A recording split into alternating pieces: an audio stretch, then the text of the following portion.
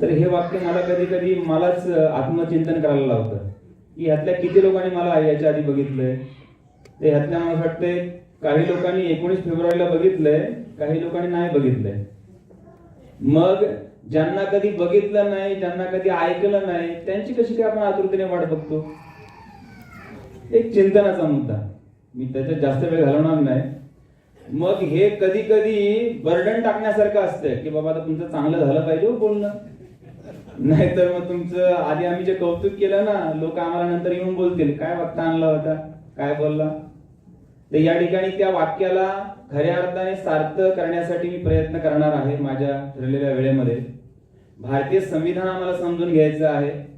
या संविधानाने आम्हाला काय काय देण्याचा प्रयत्न केलेला आहे आणि ते आपण आता घेण्यासाठी आणि त्याला वाचवण्यासाठी तुम्ही आम्ही सर्वांनी काय प्रयत्न करणं गरजेचं आहे. खरं तर आज आनंद वाटतोय मिश्राम सर की आपण दोघ जण एकत्र आलेले आहात, SC ST आणि OBC. खरं तर 3 जण एकत्र आलेले आहेत आणि मला वाटतं मी हे 19 फेब्रुवारीला बोललो होतो की एकत्र या, आणि खरोखर स्तुत्य प्रयत्न तुम्ही केलात की बाबा तुम्ही एकत्र आलेले आहात. इथून पुढं या तुमच्या हॉलमध्ये सर्व कार्यक्रम एकमताने आणि एकदिलानेच करा. इथून पुढे वेगवेगळ्या कार्यक्रमाची काय आवश्यकता नाहीये. आणि एकत्र जर आलो तर समाजामध्ये चांगला संदेश सुद्धा जाणार आहे आणि संविधान सुद्धा हेच अपेक्षा करते की बाबा आपण सर्वांनी एकत्र यायला पाहिजे. पहिली महत्वाची बाब मी तुमच्या समोर ठेवण्याचा प्रयत्न करतोय. संविधान दिन आम्हाला समजून घ्यायचं आहे, संविधान आम्हाला समजून घ्यायचं आहे. पण समजून घेण्यासाठी, हे संविधान समजून घेण्यासाठी थोडंसं पूर्व इतिहासात आम्हाला जावं लागेल आणि पूर्व इतिहास समजून घेतल्याशिवाय संविधान नाही समजणार. आणि म्हणून एक महत्वाचा मुद्दा जिथून मी सुरुवात करतो. भारतामध्ये हुन आले होते, भारतामध्ये डच आले होते, भारतामध्ये पोर्तुगीज आले होते, भारतामध्ये मोगल आले होते, भारतामध्ये पोर्तुगीज आल्यानंतर सर्वात शेवटी कोण आले होते, इंग्रज आले होते. हे सर्व आक्रमणकारी होते असं आम्हाला इतिहासामध्ये शिकवलं गेलेलं आहे. बरोबर का चूक? की हे सर्व आक्रमणकारी होते, हे सर्व आक्रमणकारी होते. पण सर्वात शेवटी जे इंग्रज आले ना, आता मला असं वाटतं मी बोलताना तुम्हाला हे आवडेल किंवा न आवडेल, काही असं म्हणतात की इंग्रजांनी जुलूम केला. मान्य, इंग्रजांनी जुलूम केला, पण इंग्रजांनी काही चांगली पण कामं केली. जसं भारतामध्ये रेल्वे आणली. कोणी आणली? नाहीतर कदाचित आता लोकसभेमध्ये विधेयक मांडलं असतं की रेल्वे भारतामध्ये आणायची आहे. मान्य होते का नाही काय बोलतोय ते? याचा अर्थ इंग्रजांनी जुलूम केला मान्य आहे, पण इंग्रजांनी रेल्वे भारतामध्ये आणली. सार्वजनिक बांधकाम खातं इंग्रजांनी आणलं, पोस्ट खातं इंग्रजांनी आणलं, आणि सर्वात महत्वाची गोष्ट म्हणजे त्यांनी भरपूर काय आणलं, परंतु सर्वात महत्वाची गोष्ट काय केली, या देशामध्ये विश्व विद्यापीठांची काय केली, निर्मिती केली. कारण मुंबई विद्यापीठ कुणाची देण आहे? इंग्रजांची. पुणे विद्यापीठ कुणाची देण आहे? इंग्रजांची. म्हणजे भारतामध्ये सर्वात महत्वाचं काम केलं, आणि ते काम कोणतं आहे की त्यांनी मिशनरी भारतामध्ये आणल्या, आणि त्या मिशनरी मध्ये भारतामधल्या एका बापाला, आमच्या एका बापाला शिक्षणाची काय मिळाली, संधी मिळाली. त्या बापाचं नाव काय? राष्ट्रपिता ज्योतिराव फुले. म्हणजे राष्ट्रपिता ज्योतिराव फुलेंना जी संधी मिळाली, ती संधी कुणामुळे मिळाली?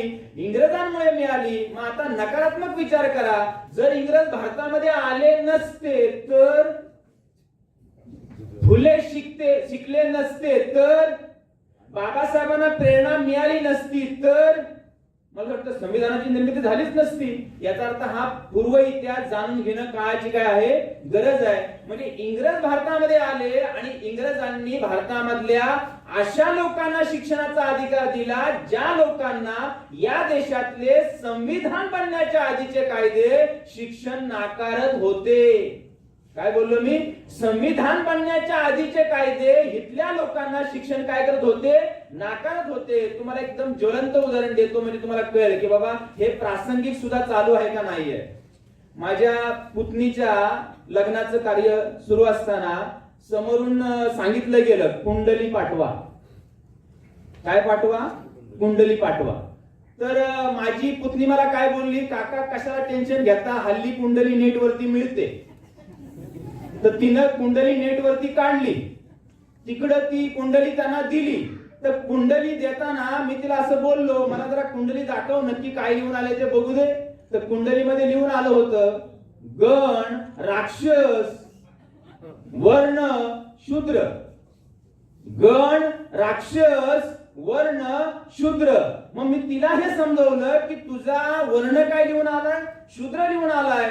मला असं वाटतं मग या ठिकाणी ती प्रसंगामध्ये आली. कुठल्या प्रसंगामध्ये आली, तिच्या डोक्यामध्ये प्रश्न आला. मी एवढ्या दिवस जे सांगत होतो तिला की आपण कोण गणले गेलो होतो त्या काळामध्ये, तुम्ही बोला, तर तिला ते मान्य होत नव्हतं. आणि जेव्हा तिच्या स्वतःच्या कुंडलीमध्ये आलं तेव्हा तिने ते मान्य केलं. अरे खरोखर प्रासंगिक सुद्धा ते आपल्याला काय समजतात. मला असं वाटतं हे समजण्यासाठी तुम्हाला एकदम आणखीन प्रासंगिक मुद्दा समजून सांगतो. मी तिला म्हणालो, नेट वरून तू तर डाउनलोड केलंस, अपलोड कोणी केलं होतं? तुम्हाला मुद्दा पटतो का नाही पटते? नेट वरनं तू तर डाउनलोड केलंस म्हणजे तारापूर मधले तुम्ही लोक आहात, या नगरीमधले तुम्ही लोक आहात, तुम्ही तुमच्या ज्या इथल्या गोष्टींची जेव्हा नेटवरती काहीतरी अपलोड कराल तर नागोठण्यामध्ये आम्ही काय करू, डाउनलोड करू. म्हणजे आम्ही शूद्र आहोत, हे नेटवरती कुणीतरी अपलोड केलेलं आहे, आम्ही फक्त डाउनलोड करण्याचं काम करत आहोत. याचा अर्थ बांधवांनो, इंग्रज भारतामध्ये जर आले नसते तर इथल्या शूद्राला आणि अतिशूद्राला, याचा मी प्रासंगिक अर्थ अजूनही सांगितलेला नाहीये की हा शूद्र आणि अतिशूद्र कोण. म्हणजे भारतामध्ये इथल्या लोकांना शिक्षणाचा अधिकार नव्हता आणि इंग्रज भारतामध्ये आले आणि त्यांना शिक्षण घेण्याचा अधिकार मिळाला. आणि शिक्षण घेतल्यानंतर राष्ट्रपिता ज्योतिराव फुले हंटर कमिशन समोर बोलले. काय बोलले? फक्त शिक्षण देऊ नका, मोक्याच्या ठिकाणी आम्हाला काय द्या, जागा पण द्या. तुम्हाला वाटतं या दोन्ही गोष्टी जीवनासाठी फार महत्वाच्या आहेत. शिक्षण पण महत्वाचं आहे आणि मोक्याच्या जागा पण काय आहेत, महत्वाच्या आहेत. म्हणजे फुल्यांना हे का करता आलं, तर इंग्रज भारतामध्ये आले म्हणून फुल्यांना हे करता आलं. आता मुद्दा समजून घ्या. मग या देशातल्या प्रस्थापित लोकांनी विचार केला. काय विचार केला? इंग्रज जर जास्त काळ भारतात राहिले, मी मध्ये मध्ये थांबतोय काय, तुम्ही जरा डोक्यावरती ताण द्यावा, मला काय सांगायचंय. इंग्रज जर जास्त काळ भारतात राहिले तर या देशातल्या ज्या लोकांना आम्ही हजारो वर्षापासून वंचित ठेवलेला आहे ते गुलामीतून मुक्त झाल्याशिवाय राहणार नाहीत. आणि मग 1857 ला पहिला बंड झाला आणि आम्हाला इयत्ता 10वीला प्रश्न हमखास यायचा. काय यायचा? 1857च्या बंडाचं तात्कालिक कारण काय. आणि मग इतिहासाच्या मॅडम आम्हाला आवर्जून सांगायच्या, पाठ करून ठेव, दरवर्षी येतच येत. किती मार्काला येतं? 5 मार्काला येतं. तर मला हे माहिती नव्हतं की त्याच्यामध्ये माझ्या समाजाच्या किंवा आमच्या अस्तित्वाचं काय आहे. आता समजू लागलं की 1857चं बंड काय होतं. मी त्याच्या खोलवर जाणार नाही, पण तुम्हाला सर्वांना ऐकून आश्चर्य वाटेल. 1857चं बंड हे इंग्रजांना इशारा होता. काय इशारा होता? आज ना उद्या तुम्हाला भारत देश सोडावा लागेल. आणि बंधूंनो, ते भारत देश सोडून गेले. पण इंग्रजांनी काय विचार केला? भारत देश सोडून जाऊ, 100%. भारत देश आज ना उद्या आम्ही सोडून जाऊ. पण भारत देश सोडून जाण्याच्या आधी या देशामध्ये विधिमंडळ गठीत करून जाऊ, वेगळ्या भाषेमध्ये कायदे मंडळ गठीत करून जाऊ, आणखीन तिसऱ्या भाषेमध्ये संसदेचं गठन करून जाऊ.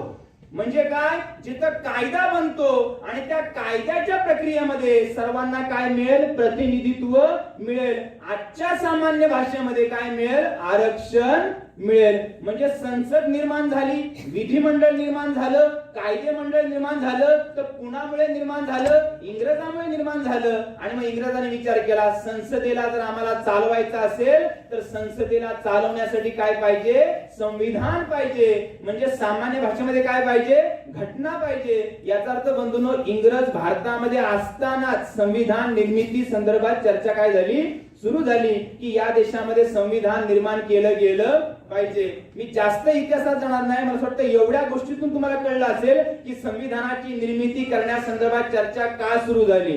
आता त्याच्यामध्ये जेव्हा आमचा बाप, मला वाटतं मी जेव्हा शब्द वापरतो ना आमचा बाप, तर आता आमचा दुसरा बाप, ज्याला संधी मिळाली, कुठं संधी मिळाली? संविधान सभेवर जाण्याची संधी मिळाली. तर तुम्हाला काही लोकांना ऐकून आश्चर्य वाटेल. काही लोक आम्हाला सांगताना काय सांगतात? आंबेडकर हुशार होते. प्रख्यात पंडित होते, म्हणून त्यांना संविधान लिहिण्याचा काय दिला, अधिकार दिला. आता हे खरं का खोटं मी तुमच्या पुढे विश्लेषण करतो. त्यांना 4 जिल्ह्यामधून उभं राहावं लागलं आणि सध्या ते 4 जिल्हे भारतामध्ये नाही आहेत. फरीदपूर, खुलना, जसोर आणि आणखीन एक जिल्हा आहे, मला तर लगेच आठवत नाहीये. आता ते 4 जिल्हे, तत्कालीन 4 जिल्हे सध्या भारताच्या बाहेर आहेत. त्या लोकांनी बाबासाहेबांना संविधान सभेवरती निवडून पाठवलं. म्हणजे मला असं वाटतंय कोणीही मेहरबानी केलेली. तुम्हाला कळतंय काय बोलतोय? म्हणजे बाबासाहेब संविधान सभेवरती निवडून गेले आणि मग तुम्हाला सर्वांना माहिती आहे की संविधान निर्मितीमध्ये 2 समित्या होत्या. एक घटना समिती, अध्यक्ष डॉक्टर राजेंद्र प्रसाद. दुसरी समिती घटना मसुदा समिती आणि अध्यक्ष कोण, डॉक्टर बाबासाहेब आंबेडकर. आणि मग या लोकांच्या माध्यमातून जे घडलेलं आहे ते आता तुमच्या समोर मी ठेवण्याचा प्रयत्न करणार आहे. परंतु ठेवण्याच्या आधी एक फार महत्त्वाचा तुम्हाला मुद्दा सांगतो. काय मुद्दा आहे? मी बुद्धांचा पाईक आहे. आता जेव्हा असं वाक्य बोलल्यानंतर सुद्धा काही लोकांच्या मनामध्ये काय काय प्रश्न निर्माण होतात, काय काय कल्लोळ येतात, हे सुद्धा चिंतनाची काय आहे, बाब आहे. कारण बुद्धांना मानणारा व्यक्ती म्हणजे हा स्वीकार्य असतोच असं समाजाला नाही. तुम्हाला कळतं का काय बोललो? बुद्धांना मानणारा व्यक्ती हा समाजाला स्वीकार्य असतोच असा नाही. मी बुद्धांना मानणारा व्यक्ती आहे कारण बुद्ध ज्या कुळामध्ये जन्माला आले त्याच कुळामध्ये माझा जन्म झालेला आहे. काय बोललो मी? बुद्ध ज्या कुळामध्ये जन्माला आले त्या कुळामध्ये माझा जन्म झालेला आहे. आणि या सभागृहामध्ये जेवढे लोक बसलेले आहेत त्यांचं कुळ आणि बुद्धांचं कुळ एकच आहे. मला असं वाटतंय काही लोकांना टाळ्या वाजवताना जर समजा असं वाटते बाबा वाजवू का नको, नाही वाजवली तरी काय हरकत नाही. कारण लगेच स्वीकारावं या मानसिकतेचा मी नाही. काय बोलतोय? लगेच स्वीकारावं या मानसिकतेचा मी नाही. मी संविधानाची कलम तुमच्या समोर ठेवण्याच्या आधी बुद्धांचा आधार का घेतोय? कारण बुद्ध नेहमी काय सांगायचे? मी बोलतो म्हणून मान्य करू नका. मग मला असं वाटतं हा त्यांचा जो सिद्धांत हा तर युनिव्हर्सल आहे. याला जातीची कक्षा नाहीये, याला धर्माची कक्षा नाहीये, याला पंथाची कक्षा नाहीये, याला कुळाची कक्षा नाहीये. हा कोणीही मान्य करू शकतो. मग तो कुठल्याही जातीचा, धर्माचा, कुळाचा, पंथाचा असू दे. बुद्ध काय म्हणतात? मी बोलतो म्हणून मान्य करू नका. स्वतःच्या बुद्धीवरती काय करा? घासा. आणि तर्काच्या आधारे जर पटलं तरच काय करा? स्वीकारा. मग आता देवरे सर तुम्हाला भारतीय संविधान समजवणार आहेत तर मी समजवणार तर माझं काय खरं मानणार का काय तुम्ही?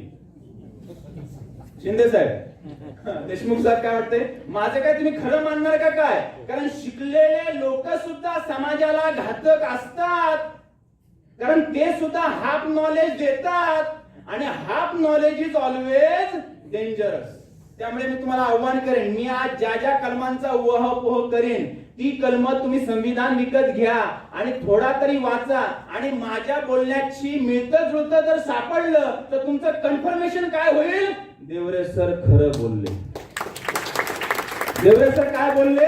खरं बोलले. कारण होते कसं, जो स्वतःच्या फील्डमध्ये माहीर असतो ना आणि तो ज्यांना बोलतो ते त्या फील्ड मधले जर नसतील ना तर काय जणांचं कसं असतं, आता ते बोलले म्हणजे खरंच असणार ना राव, तर मी बोललो म्हणून तुम्ही मान्य करायचं नाही. आता एक एक मुद्दा मी तुमच्या समोर ठेवणार आहे. खरोखर मी जो मुद्दा आता तुमच्या समोर पहिल्यांदा ठेवणार आहे, मी लाख लाख धन्यवाद देतो त्या संविधान निर्माण करणाऱ्या लोकांना, डॉक्टर बाबासाहेब आंबेडकरांना. आणि सर्वांना एक आव्हान करतोय, सुरुवातीला बाबासाहेब आंबेडकरांना संकुचित करू नका. मी मागच्या वेळेला पण बोललो होतो. माझा सकाळी कॉलेजमध्ये कार्यक्रम झाला, दुपारी रोहा तालुका या ठिकाणी कार्यक्रम झाला आणि बरोबर 1:50 गाडी पकडली आणि 5.5 तासाचा प्रवास करून इथपर्यंत आलो. आता एवढा प्रवास करून इथपर्यंत आलोय तर निश्चितपणे माझ्या बोलण्यातून काहीतरी फलित निघालं पाहिजे.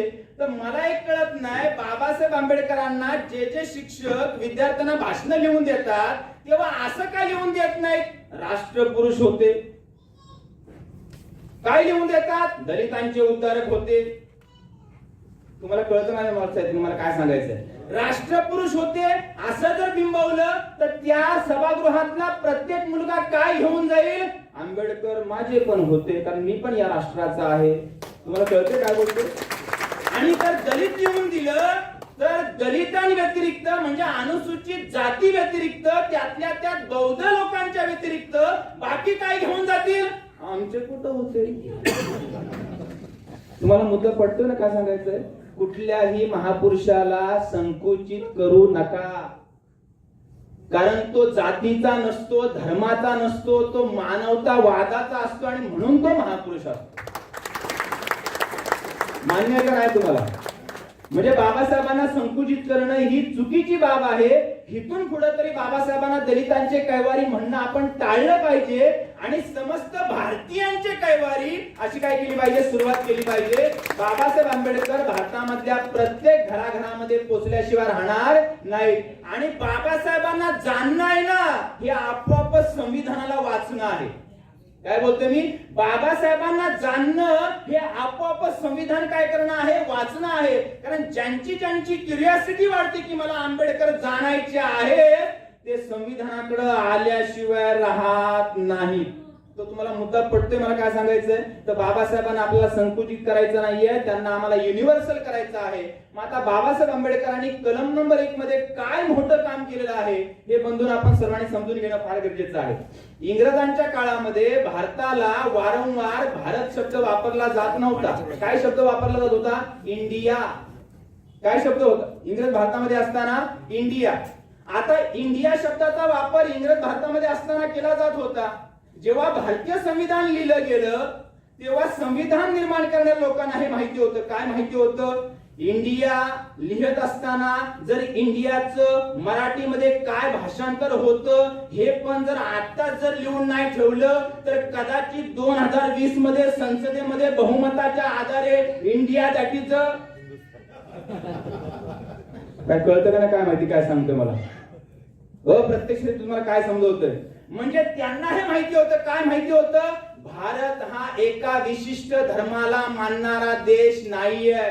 भारतामध्ये हिंदू आहे, भारतामध्ये मुस्लिम आहे, भारतामध्ये ईसाई आहे, शीख आहे, जैन आहे, बुद्धिस्ट आहे, पारसी आहे. या प्रत्येक धर्माच्या माणसाला जगण्याचा काय मिळाला पाहिजे? अधिकार मिळाला पाहिजे. आणि म्हणून संविधान निर्माण करणाऱ्या लोकांनी काय केलं? India that is a Bharat. काय केलं? India that is a Bharat. नाहीतर इंडिया फक्त लिहिलं असतं आणि इंडियाच्या पुढे असं लिहिलं असतं काय? इंडिया हा राज्य किंवा संघ राज्य मिळून काय बनेल? देश बनेल. तर मला असं वाटतं निश्चितपणे संविधानावरती डिबेट पुन्हा झालं असतं आणि काही लोकांनी काय प्रश्न निर्माण केला असता? अरे जसं व्हीटीचं नाव बदललं. काय कळतं का ना काय सांगतोय? जसं व्हीटीचं नाव बदललं. व्हीटी म्हणजे काय? Victoria terminal. आणि आता काय झालंय? CST, Chhatrapati Shivaji Maharaj terminal. आणि आम्हाला ते मान्यच आहे, कारण का? ते आमच्या बापाचं नाव आहे. आणि ते बापाचं नाव का आहे? कारण आमचा बाप मातीसाठी लढला होता, जातीसाठी नाही. परंतु जेव्हा इंडियाचं भाषांतर करण्याची वेळ जर आली असती तर मला असं वाटतं आज या देशामध्ये अराजकता निर्माण झाली असती आणि अन्य धर्मियांना या देशामध्ये जगण्याचा मूलभूत अधिकार काय केला गेला असता? नाकारला गेला असता. मग बंधूंनो, तुम्हाला काय वाटतं? सभागृहाने जोरदार टाळ्या वाजवून या कलमाचं स्वागत केलं पाहिजे का नाही केलं पाहिजे? India that is a Bharat. म्हणजे काय? समस्त भारतीयांना, मग तो कुठल्याही धर्माचा असू दे, तो कुठल्याही जातीचा असू दे, तो कुठल्याही पंथाचा असू दे, त्याला या देशामध्ये राहण्याचा काय आहे? मूलभूत अधिकार आहे. म्हणजे बंधूंनो, मला असं वाटतं मी हे कलम जेव्हा पुन्हा पुन्हा जेव्हा वाचतो ना तर असं चिंतन करतो, इंडियाला भारत रूपांतरित करण्यामागचा हेतू काय होता? तर आता उमगायला लागलं जेव्हा भारतामध्ये काय सुरू आहे? ये बनाएंगे, वो बनाएंगे, ये बनाएंगे. मला वाटतं कळतं का नाही कळते काय बोलतोय ते? पण मर्यादा अशी आखून ठेवलेली आहे. India that is a Bharat. कितीही बहुमत आणा, India that is a Bharat तुम्हाला रद्द करता येणार नाही. याचा अर्थ बंधूंनो, या देशामध्ये जेवढ्या धर्माचे लोक आहेत त्यांना या देशामध्ये राहण्याचा मूलभूत काय आहे? अधिकार आहे. तुम्हाला पहिलं कलम पटलं का मी काय बोललो ते? याचा अर्थ भारतीय संविधान हा साधा सुद्धा मुद्दा नाही आहे. इथं तुमच्यामध्ये मला वाटतं बऱ्यापैकी हायली क्वालिफाईड लोक आहेत. मी 9 डिग्र्या घेतलेला माणूस आहे, परंतु होतं कधी काय की डिग्र्या घेतलेला माणूस डिग्र्या घेतलेल्या लोकांच्या लेवलनेच बोलतो. आणि मग होतं काय? कमी डिग्र्या घेतलेली जी लोक असतात ती बघ तशी मान डोलवतात, काहीतरी चांगलं बोलले. तर असं होता कामा नये. डिग्र्या घेणाऱ्या लोकांची जबाबदारी आज वाढलेली आहे. काय वाढलेली आहे? त्यांनी संविधान वाचावं आणि लोकांच्या दैनंदिन व्यवहारातल्या भाषेमध्ये लोकांना काय करावं, समजावून सांगावं. तर मी तुमच्याकडनं आता दुसरं एक महत्वाचं आव्हान स्वीकारतोय किंवा तुम्हाला आव्हान करतोय. मी आज जे जे सांगणार आहे ते तुम्ही वर्षभरामध्ये किमान 5 लोकांना तरी सांगाल काय? हो की नाही? हात वरती करा. नाहीतर कार्यक्रम चांगला होता सर, कार्यक्रम फार चांगला होता. अरे काय वक्ता आणला होता राव, काय वक्ता आणला होता आणि एवढं बोलले, काय वक्ता आणला होता, जिम्मेदारी खतम. अरे बाबा, हे जसं माझं कर्तव्य आहे तसं तुमचं पण कर्तव्य आहे. इथून मला वाटतं निश्चय करा. काय निश्चय करा? येत्या वर्षभरामध्ये 5 तरी लोकांना संविधान सांगितल्याशिवाय राहणार नाही, जेणेकरून पुढच्या वर्षी जेव्हा कार्यक्रम होईल तर एकाला 5 या हॉलला बसण्यासाठी जागा काय पडेल, अपुरी पडेल. तर प्रयत्न करायचा का नाही करायचा? कारण भारतीय संविधान कुणापुरतं मर्यादित नाहीये. कारण या कलम नंबर 1 मधला आणखीन एक महत्वाचा मुद्दा तुम्हाला समजून सांगतो, जो फार महत्वाचा आहे. हे कलम लिहिण्याच्या आधी किंवा भारतीय संविधान भारताला सुपूर्द करण्याच्या आधी एक महत्वाचा मुद्दा संविधान सभेमध्ये चर्चेला आला. काय चर्चेला आला? संविधानाची सुरुवात कशाने करायची? संविधानाची सुरुवात कशाने करायची? मग आता सुरुवात कशाने करायची? तर वेगवेगळ्या धर्माला मानणारे लोक, वेगवेगळ्या पंथांना मानणारे लोक, वेगवेगळ्या कुळाला मानणारे लोक. जसं तुम्हाला एक्झाम्पल देऊन सांगतो. आता हे एक्झाम्पल तुम्हाला काही लोकांना पटेल किंवा न पटेल. आता मी रोहा तालुक्यामध्ये कार्यक्रम करून आलो. संविधानच्या प्रास्ताविकेचं वाचन झालं आणि वाचन झाल्यानंतर झालं काय की सरतेशेवटी वाचन संपलं आणि ती मुलगी बोलताना काय बोलली? सरतेशेवटी जय हिंद. काय बोलली? जय हिंद. तर मी त्या ठिकाणी त्या मुद्द्याला खोडण्याचा प्रयत्न नाही केला. अरे वाचनामध्ये धर्मनिरपेक्षता हा काय आहे? शब्द आहे आणि सर्वात शेवट जय हिंद कसा काय? तुम्हाला पण काय जणांना कळतं का मला काय सांगायचं ते? संविधानाच्या प्रास्ताविकेमध्ये काय आहे? धर्मनिरपेक्षता. आणि संविधानाच्या प्रास्ताविकेचा शेवट कशाने आहे? जय हिंद. याचा अर्थ बंधूंनो, हे काय मॅच होत नाहीये. म्हणजे निश्चितपणे संविधान जेव्हा भारताला सुपूर्द करायचं होतं तर विविध धर्माला मानणारे लोक, पंथाला मानणारे लोक, कुळाला मानणारे लोक, मग अल्लाहला मानणारे लोक काय बोलले असावेत? अल्लाहच्या नावाने सुरुवात करा. येशूला मानणारे लोक काय म्हणाले असतील? येशूच्या नावाने सुरुवात करा. ईश्वराला मानणारे लोक काय म्हणाले असतील? ईश्वराच्या नावाने सुरुवात करा. परंतु बाबासाहेब आंबेडकरांनी तर्क वितर्क करत एकदम तर्क शुद्ध मुद्दा बाहेर उपस्थित केला. काय उपस्थित केला? एका विशिष्ट धर्माच्या नावाने सुरुवात करण्याचा अर्थ असा होतो अन्य धर्मीयांना या देशामध्ये राहण्यापासून वंचित करणं आहे. त्यामुळे भारतीय संविधानाची सुरुवात अशी करावी. आणि मग बाबासाहेब उद्गारले. काय उद्गारले? We the people of India. तुम्हाला पटतं का काय बोलतोय? We the people of India. म्हणजे भारतीय संविधान धर्माला नाही, जातीला नाही, कुळाला नाही, पंथाला नाही, वंशाला नाही, तर भारतीय संविधान समस्त भारतीयांना काय केलेलं आहे? समर्पित केलेलं आहे. मग समस्त भारतीयांना जर समर्पित केलेलं आहे तर मला असं वाटतं काही लोकांनी संविधान दिनी असं का बोलावं? आमचा काय संबंध कार्यक्रम? तो तुमचा कार्यक्रम आहे. म्हणजे मेश्राम साहेबांना कोणीतरी असं बोलावं तो तुमचा कार्यक्रम आहे. गावड्यांना कोणीतरी असं बोलावं तो तुमचा कार्यक्रम आहे. अरे भारतीय संविधान जर सर्वांना समर्पित केलेला आहे तर भारतीय संविधानाचा कार्यक्रम हा विशिष्ट जातीच्या धर्माच्या लोकांचा नाही, हा समस्त भारतीय लोकांचा आहे. म्हणून मी सभागृहाला आव्हान करतोय, या कार्यक्रमाला युनिव्हर्सल बनवा. हा कार्यक्रमाला प्रत्येक या कॉलनी मधला व्यक्ती आला पाहिजे. कारण भारतीय संविधान हे संकुचित नाहीये. आता तुम्हाला पुढच्या कलमाकडे आणण्याचा प्रयत्न करतोय. वेळेचं भान देतोय एकदा. मला वाटतं मी सुरुवात जेव्हा केली होती 8:28 झाली होती. आता वाजलेले आहेत 8:53. हे मध्ये मध्ये वेळ का सांगायची असते? ऐकणाऱ्यांना बसून बसून कड आलेला असतो. आणि कड आल्यानंतर जर समजा बोलणारा वक्ता असं बोलला की मी नंतर थांबणार आहे, तर आपण आतल्यात आपली मानसिकता बनवतो. काय मानसिकता बनवतो? एवढा वेळ सोचलाय ना, तर असं अजून सोचूया, कारण नंतर थांबणारच आहेत ना. तर ही सायकोलॉजी सुद्धा फार महत्वाची असते. ऐकवणाऱ्यांना ऐकण्याची मानसिकता बनवून बनवून काय करणं? ऐकवणं. आणि मग दुसरा महत्वपूर्ण मुद्दा मी तिथं तुम्हाला आणण्याचा प्रयत्न करतोय आणि बंधूंनो तो फार महत्वाचा आहे, अति महत्वाचा आहे. मला वाटतं संविधान निर्माण करत्या लोकांना मी लाख लाख धन्यवाद देतो जेव्हा मी हे कलम वाचतो. फक्त शिंदे सर एक मुद्दा तुम्हाला सांगण्याचा प्रयत्न करतो. त्या घटनेमधली जी भाषा आहे ना, ही भाषा सामान्य लोकांच्या पचनी पडणारी नाहीये.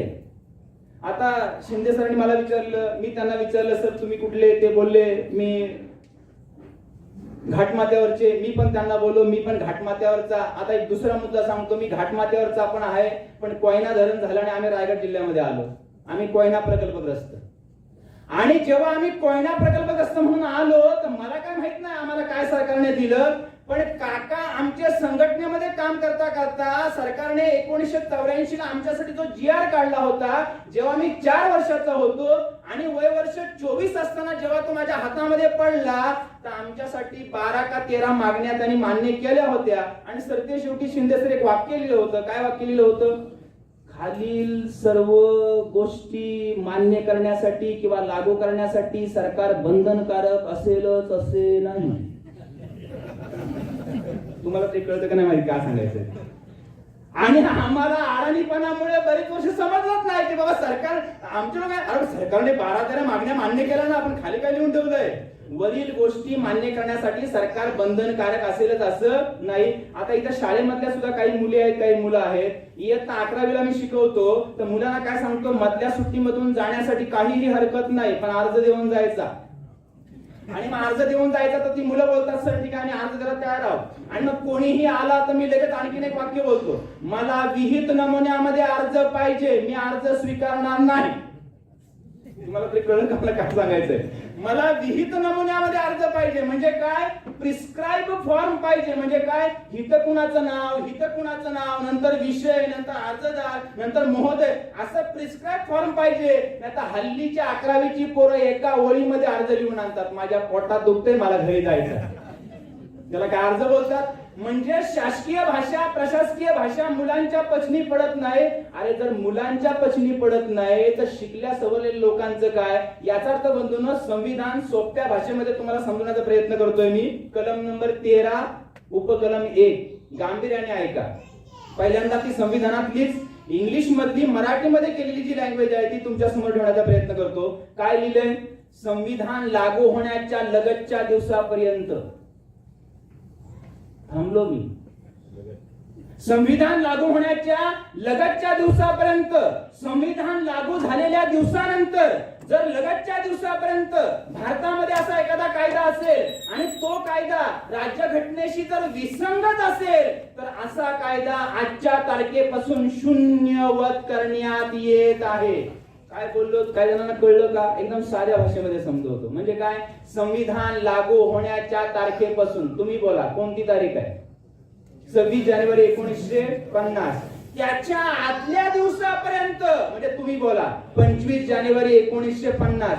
भारतामध्ये असे जे कायदे आहेत, जे कायदे भारतीय संविधानाशी काय आहेत? विसंगत आहेत, असे सर्व कायदे आजच्या दिवसापासून शून्यवत करण्यात येत आहेत. आता शिकल्या सवरलेल्या लोकांना ही भाषा कळत नाही, तर अडाणी गावामध्ये जाऊन जर समजा महिलांना जर समजवलं तर महिला काय म्हणतील? काय बोलला हा लगतच्या दिवसापर्यंत, नंतर काय बोलला हा पुढच्या दिवसानंतर, नंतर काय बोलला हा शून्यवत, नंतर काय बोलला हा विसंगत. याचा अर्थ बंधूंनो, तुमची माझी जबाबदारी वाढलेली आहे. काय बोलतोय? तुमची माझी जबाबदारी वाढलेली आहे, मी जबाबदारी घेतलेली आहे, 22 वर्ष काम करतोय. संविधान साध्या आणि सोप्या भाषेमध्ये समजावून जर लोकांना जर नाही समजवलं आणि संविधानाच्या समर्थनात लोक जर नाही उतरवली तर सामान्य लोकांचा वापर संविधान संपवण्यासाठी आपल्या विरोधात करणार 100%. तुम्हाला वाटतं हा मुद्दा काय जणांना गांभीर्याने कळला असेल किंवा नसेल? सामान्य लोकांचं काय मत आहे? कशाला पाहिजे शिक्षकांना एवढा पगार? चुक आहे का बरोबर आहे माझं म्हणणं? कशाला पाहिजे त्यांना 7वा आयोग? कशाला पाहिजे त्यांना 8वा आयोग? याचा अर्थ बंधूंनो, संविधानाला सामान्य लोकांपर्यंत चुकीच्या पद्धतीने पोहोचवलं जातंय. म्हणून या कार्यक्रमाच्या निमित्ताने तुम्हाला आव्हान करायचं आहे, आम्हाला संविधान समजून घ्यावं लागेल आणि सामान्यातल्या सामान्य भाषेमध्ये लोकांपर्यंत पोहोचवणं ही काळाची काय आहे? गरज आहे. मग आता तुम्हाला मुद्दा कोणता सांगतोय? संविधान लागू होण्याच्या दिवसापासून म्हणजे परत एकदा बोला 26 जानेवारी 1950. त्याच्या आदल्या दिवसापर्यंत म्हणजे पुन्हा एकदा बोला 25 जानेवारी 1950.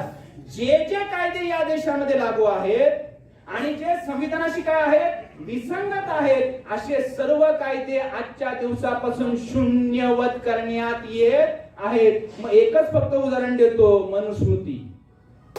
कोणता कायदा होता? मनुस्मृती. आणखी भरपूर कायदे आहेत आणि त्यातलं फक्त एकच उदाहरण देतो. काय उदाहरण देतो? शूद्र, ढोल, पशु, नर, नारी. काय बोलतोय?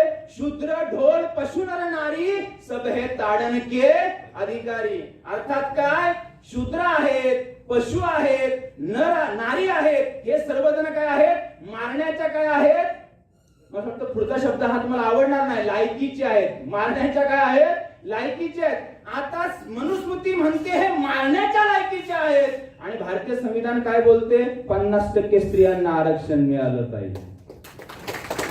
मग मला सांगा, संविधान श्रेष्ठ आहे का आधीचे कायदे श्रेष्ठ आहेत?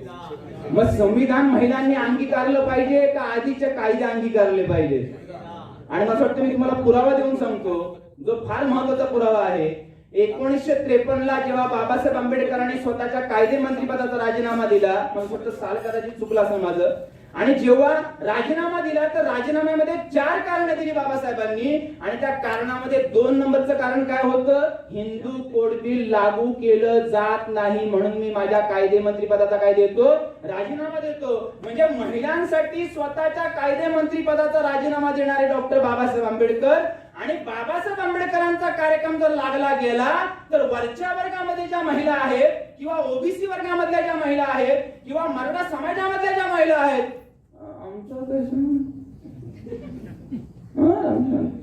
ते कांबळे मॅडमचं काम आहे. मला वाटतं तुम्हाला काय लोकांना हे आवडेल किंवा न आवडेल, परंतु हा फार महत्वाचा मुद्दा आहे. आज जर स्त्रिया अधिकार पदापर्यंत जर पोहोचल्या असतील तर त्याला कारण आहे भारतीय संविधान. म्हणजे मला या ठिकाणी फक्त हा मुद्दा का सांगायचा होता? जर भारतीय संविधानाने आम्हाला हक्काने अधिकार दिलेले आहेत तर बाबासाहेब आंबेडकरांच्या कार्यक्रमाला मी पुन्हा एकदा आवाहन करतोय, जातीपुरतं मर्यादित करू नका, कारण संविधान हे समस्त भारतीयांसाठी आहे. मला वाटतं मी मांडणी करताना हा पण विचार करतोय की कुणाच्या भावना नाही दुखवल्या पाहिजेत, कुणाला इंजुरी नाही झाली पाहिजे, परंतु हेही समजणं तेवढंच महत्वाचं आहे की या देशामध्ये बाबासाहेबांच्या समर्थनामध्ये वातावरण निर्मिती होण्याच्या ऐवजी बाबासाहेबांच्या विरोधात वातावरण निर्मिती होत आहे. आणि बाबासाहेबांच्या विरोधात वातावरण निर्मिती म्हणजे भारतीय संविधानाच्या विरोधात वातावरण निर्मिती, आणि भारतीय संविधानाच्या विरोधात वातावरण निर्मिती म्हणजे ज्यांना संविधान संपवायचं आहे त्यांना समर्थन केल्यासारखं आहे. तुम्हाला कळतं का काय विश्लेषण करतो मी? याचा अर्थ बंधूंनो, संविधान समजून घेणं ही काळाची काय आहे? गरज आहे. मग सर्व कायदे काय केले? शून्यवत केले. आणि घटना लिहिणाऱ्या लोकांना हे पण माहिती होतं. काय माहिती होतं? मी एवढं लिहून ठेवलं ना तरी देखील संख्याबळाचा आधार घेऊन, मेजॉरिटीचा आधार घेऊन या देशामध्ये असे कायदे बनवले जातील की जे संविधानाच्या विरोधात असतील. म्हणून कलम नंबर 13 उपकलम 2 मध्ये बाबासाहेबांनी आणखी लिहून ठेवलेलं आहे. काय लिहून ठेवलेलं आहे? मला वाटतंय वेळ पुढे सरकतोय आणि वेळ पुढे सरकता सरकता तुम्ही सर्वजण ऐकण्याच्या पवित्र्यामध्ये आहात. आता जो मुद्दा सांगतो तो फार महत्वाचा आहे. आणि मग हा मुद्दा तुमच्या समोर ठेवत असताना भारतामध्ये आमदार आहेत, खासदार आहेत, जिल्हा परिषद सदस्य आहेत, सभापती आहेत. मला कधी कधी असा प्रश्न पडतो की हे लोक अभ्यास करतात का नाही करतात. आता मला सुद्धा एवढा अधिकार आहे का नाही यांच्या विरोधात बोलण्याचा, पण तुमच्या पुढे एक उदाहरण ठेवतो. नागोठण्यामध्ये आमच्या 2011चा प्रसंग आहे.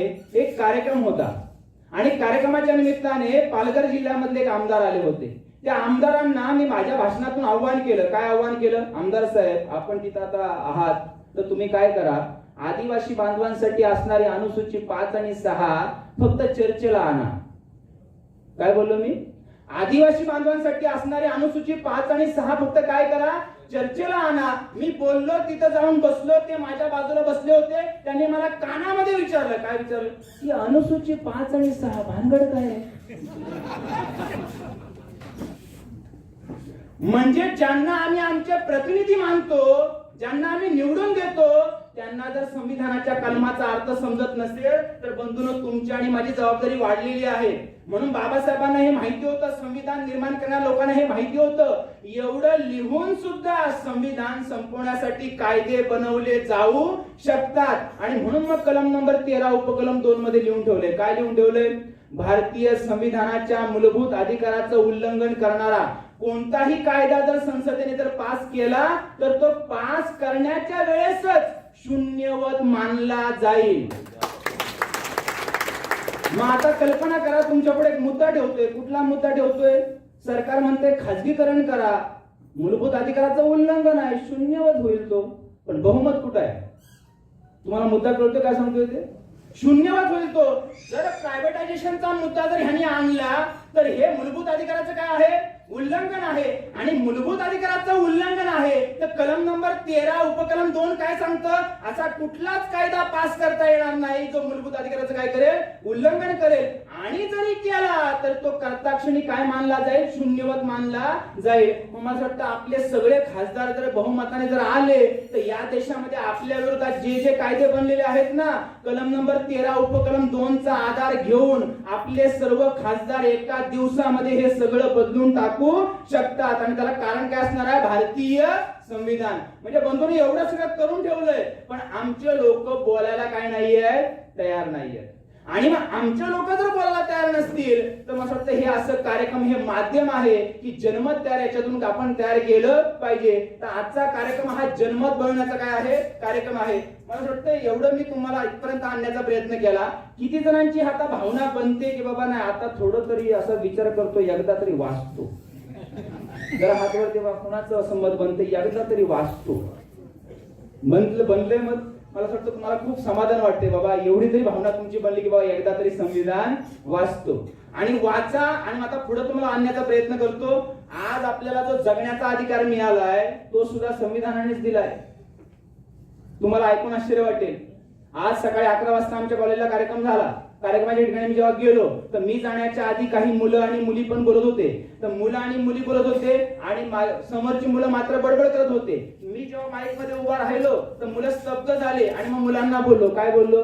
तुम्ही मागे जी बडबड करत होते ना, तो बडबड करण्याचा अधिकार पण तुम्हाला बाबासाहेबांनीच दिलाय. मुलं हसली. म्हणजे सांगण्याचा मुद्दा कुठला आहे? कलम नंबर 21 समजून घ्या. कलम नंबर 21 मध्ये काय आहे? प्रत्येक नागरिकाला जन्मतः जगण्याचा मूलभूत अधिकार आहे. शिंदे सर, देशमुख साहेब, मला वाटतंय मी निगेटिव्ह सेंटेन्सचा खूप चांगल्या प्रकारे अभ्यास करतो. खरं तर आम्हाला ज्या इंग्रजीच्या शिक्षक होत्या त्या काय बोलल्या? निगेटिव्ह वाक्य करून ठेव. मी विचारायचो का? 1 मार्क मिळेल.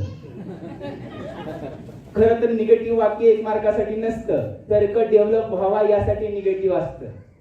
तुम्हाला कळतं का नाही काय माहिती काय सांगायचं?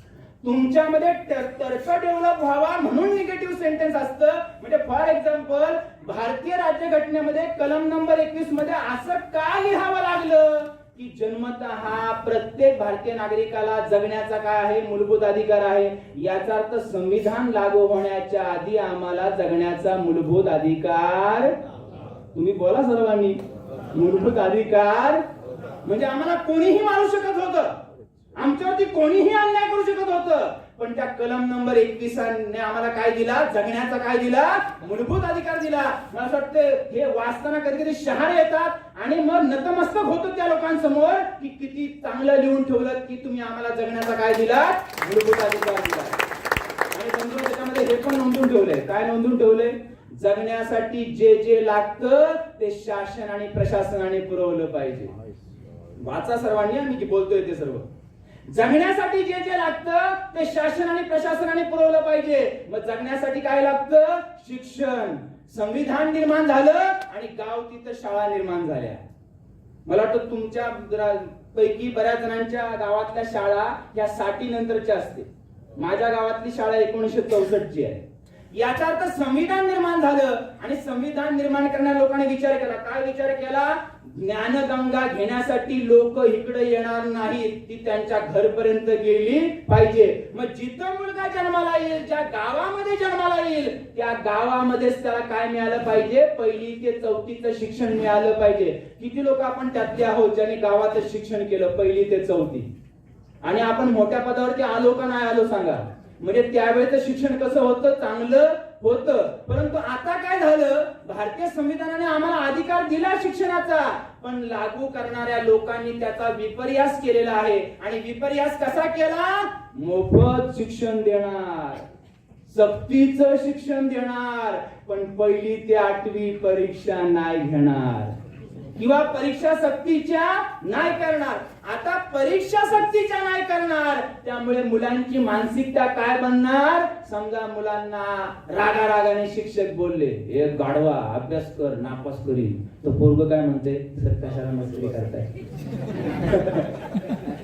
सर कशाला मस्करी करताय? अहो पहिली ते 8वी नापास करता येत नाही.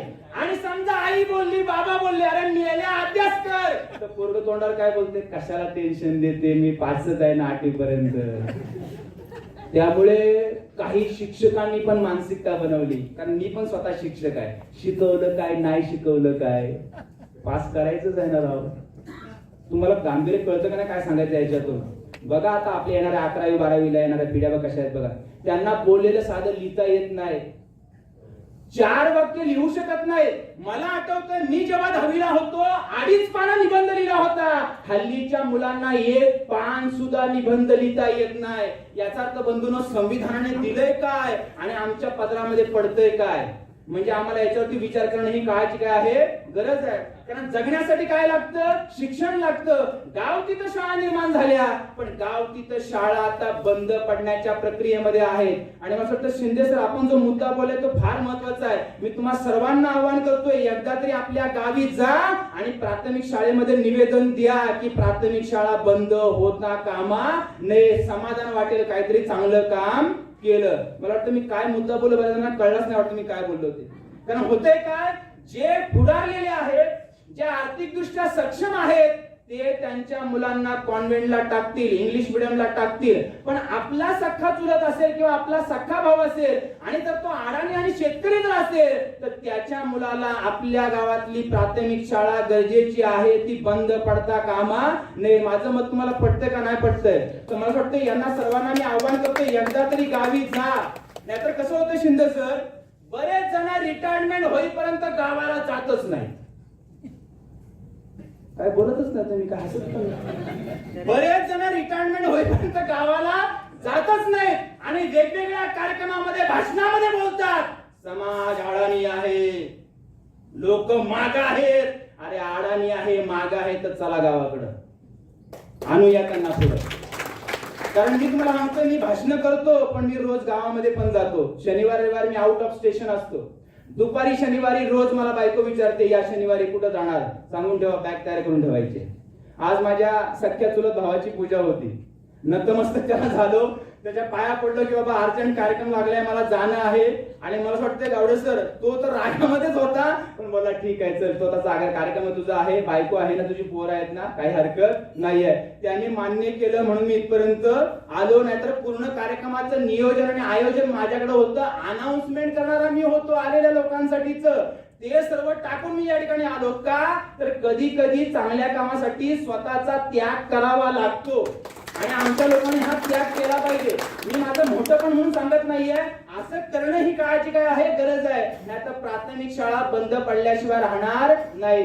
नंतर जगण्यासाठी काय लागतं, आरोग्य लागतं.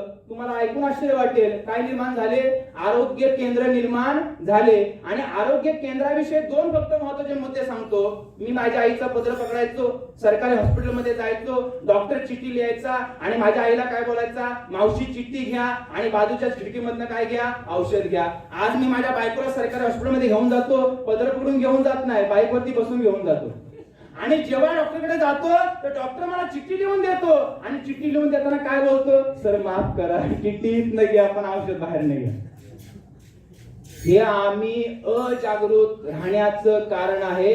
म्हणून असं वाटतं बाबासाहेबांचा महाडचा संदेश आपण विसरलेलो आहोत. काय आहे महाडचा संदेश? जागृतीचा अग्नी अखंड तेवत ठेवा. एकदा जोरदार टाळ्या होऊ द्या आयोजकांसाठी. आजचा हा दिवस जो आहे तुमच्या सर्वांच्या आयुष्यामध्ये निश्चितपणे एक वेगळी कलाटणी देणारा असणार आहे की आयुष्यामध्ये आल्यानंतर संविधानाने जे आम्हाला दिलेलं आहे तर स्वतःच्या आयुष्यामधलं समाजाला काहीतरी आपण दिलं पाहिजे. माझा मुद्दा तुम्हाला पटतो का नाही पटतोय? कारण कोलंबिया विद्यापीठामध्ये शिक्षण घेत असताना बाबासाहेब आंबेडकरांना कोलंबिया विद्यापीठ काय बोललं? आंबेडकर भारतात जाऊ नका, इथंच राहा. आमच्या विद्यापीठाची काय करा, सर्वोच्च काय करा, पद घ्या. आणि ते सर्वोच्च पद कोणतं होतं? कुलगुरू. बाबासाहेब काय उद्गारले? My education for my society. आपलं म्हणणं काय? काय वाटतं आपलं म्हणणं काय? My education for my better job, for my better future. याचा अर्थ म्हणतो ना, मला काय नकारात्मक बोलायचं नाहीये, पण मला असं वाटतं 100% नाही, पण किमान 1% तरी आपण आपल्या जीवनातला हिस्सा सामाजिक कार्यासाठी लावला पाहिजे. म्हणजे मरताना आनंद वाटेल. कुठला आनंद वाटेल? जगामध्ये आलो पण बाबासाहेबांचा थोडा तरी पाईक होण्याचा काय केला होता?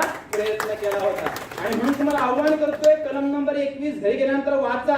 हे आम्हाला मूलभूत अधिकार देतंय आणि मग तुम्हाला पुढे आणण्याचा प्रयत्न करतो. आता त्यासाठी जरा खेडेगावातले एक उदाहरण तुम्हाला सांगतो. इथं माझ्या सर्व बहिणी बसलेल्या आहेत, काही माझ्या आईच्या वयाच्या महिला या ठिकाणी आहेत. मला सांगा, समजा आता मी घरी घेऊन पेढे घेऊन मी घरी चाललेलो आहे आणि मी गेट मधून आतमध्ये घरात जाणार, तर घरामध्ये जात असताना गेट उघडला आणि गेट उघडल्यानंतर मी असा हाक मारला मुलांना. काय हाक मारला? ए मुलांना, या रे मी पेढे आणले. तर मुलं ओरडत ओरडत बाहेर आले, बाबांनी पेढे आणले, बाबांनी पेढे आणले. तर माझी बायको काय म्हणते? आता तुम्हाला कळलं का माझ्यातून काय सांगायचं? मी माझ्या बायकोलाच घेतले, तिला राग येईल, माझंच नाव काय सर घेतलं तुम्ही. आता असं का? कारण माझ्या बायकोला भीती वाटते. कोणती भीती वाटते? बाजूला भाऊजाईची बोर आहेत ना. आता हे उदाहरणातून तुम्हाला काय सांगायचं माहितीये काय? संविधान लिहिण्याची जेव्हा बाबासाहेबांच्या हातामध्ये संधी आली, म्हणजे पेढ्याचा आला का नाही, पेढ्याचा बॉक्स, पहिल्यांदा पेढे कुणाला द्यायला पाहिजे होते? हो, तुम्हाला कळतं का नाही काय माहिती काय सांगायचं मला ते? बोला जरा. पहिल्यांदा पेढे कुणाला द्यायला पाहिजे होते? नाले सर, स्वतःच्या लोकांना द्यायला पाहिजे होते. अरे कोण असा आहे की जो काजू कतरी आणतो आणि बाजूच्या घरातल्या पोरांना पहिल्यांदा देतो?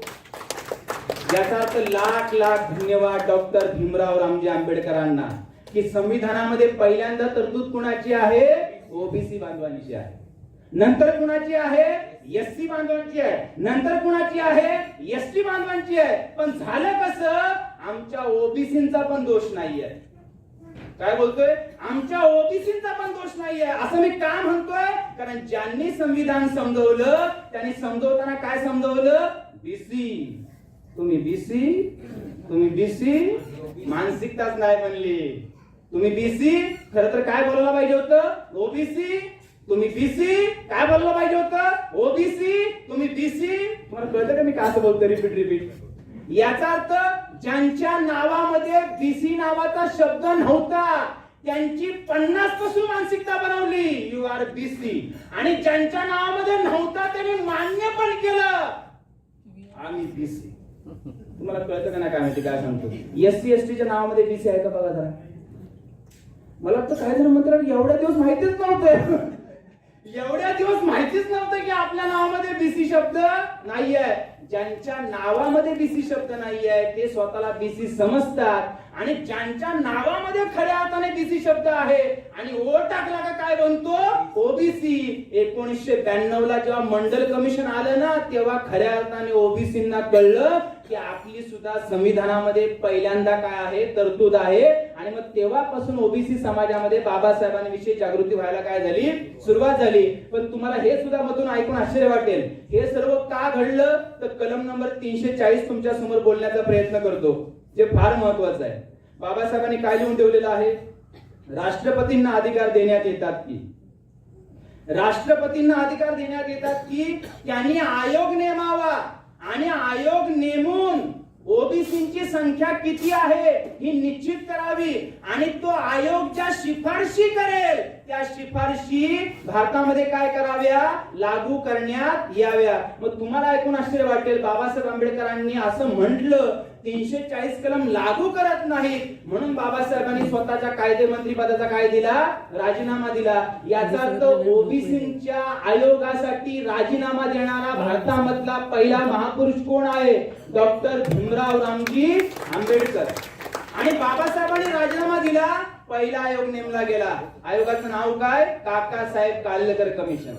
दुसरा आयोग नेमला गेला, आयोगाचं नाव काय? मंडल कमिशन. मला वाटतंय कितीतरी आयोग नेमले गेले आणि मराठा समाजाने सुद्धा बाबासाहेबांना लाख लाख धन्यवाद दिले पाहिजे.